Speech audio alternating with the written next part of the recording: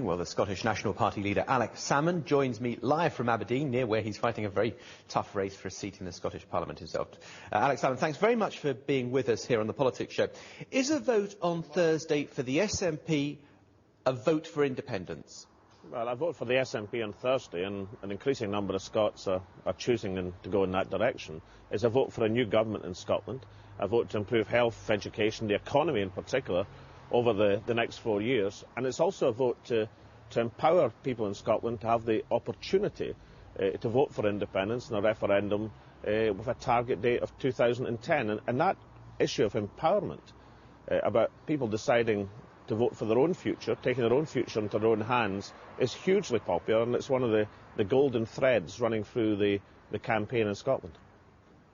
You see, because when you think of the SNP, you think of independence for Scotland, and yet on the ballot paper, when presumably you could have said vote SNP for an independent Scotland, you say vote SNP, Alex Salmond for First Minister. Well, that's on the first vote in the ballot paper. I wouldn't explain the full extent of the system in Scotland, but you have two votes in one ballot paper, and then you have a second ballot paper for the council elections. And it's very important to get the message across that first vote is going to determine, effectively, called the list vote, who becomes the next First Minister of Scotland. And the second vote in the same ballot paper is about your constituency representative. So to have a clearly articulated message about who's going to become First Minister is something of an asset for us in the campaign. It was up to the other parties to do that if they chose to. They didn't. We did.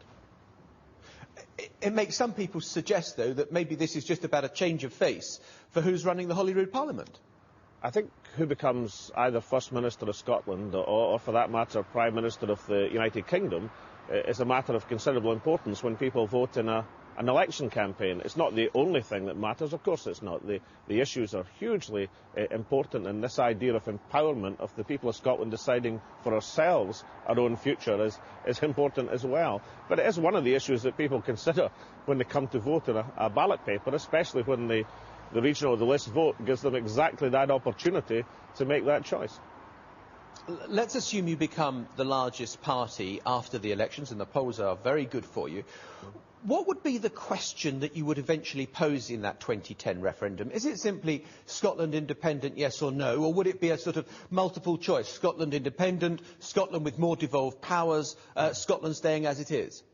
Well, my preference, my strong preference, is to do what we set out in our paper, Raising the Standard, where we publish a white paper which explains the importance of being independent within an interdependent world, within a European context in great detail, and ask people whether they approve or disapprove of that concept. That's, after all, roughly what we did in the devolution referendum, which was highly successful in 1997.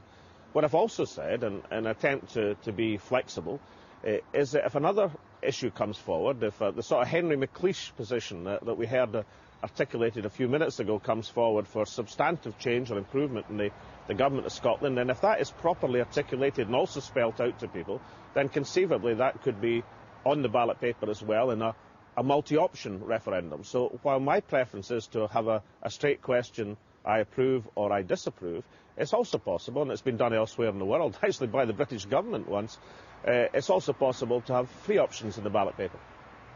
And do you think you'll get Liberal Democrat agreement to that if you become the biggest party and you need a coalition partner? Well, a couple of weeks ago, the former leader of the Liberal Democrats, Jim Wallace, actually seemed to suggest that in a newspaper article, and I was very interested in that suggestion.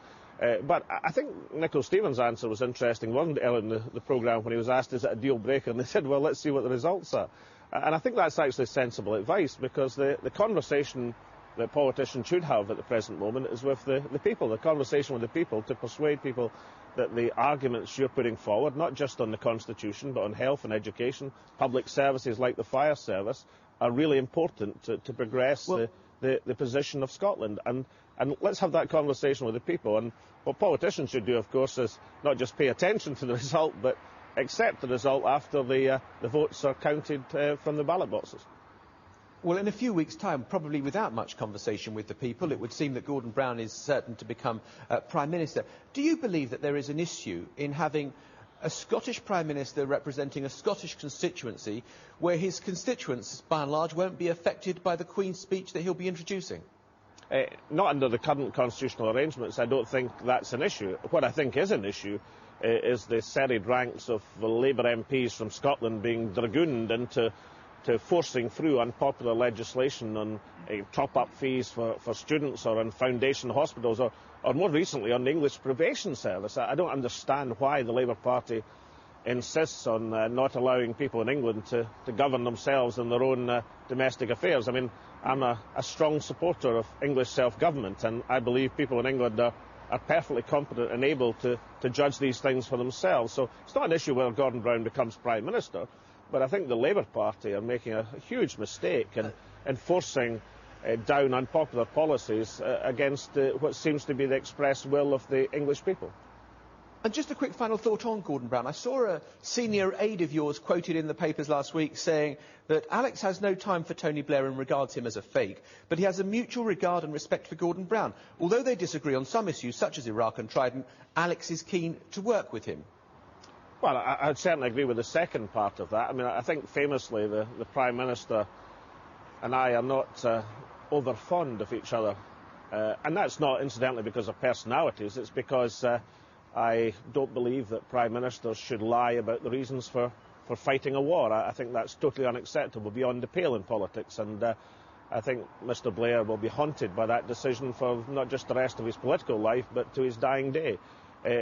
Gordon Brown, it could be argued, of course, he financed the war. He's done many other things, particularly his pursuit of new nuclear weapons dumped in Scotland, which I strongly disagree with. But if Gordon becomes the Prime Minister of the United Kingdom and I become the First Minister of Scotland, if that's what the people judge in Scotland, then I'll be anxious to cooperate where we can, because I think there's a whole range of issues where cooperation would be the best way forward, where we can establish good things for the people of Scotland. So, Alex Salmond, thank you very much indeed for being with us.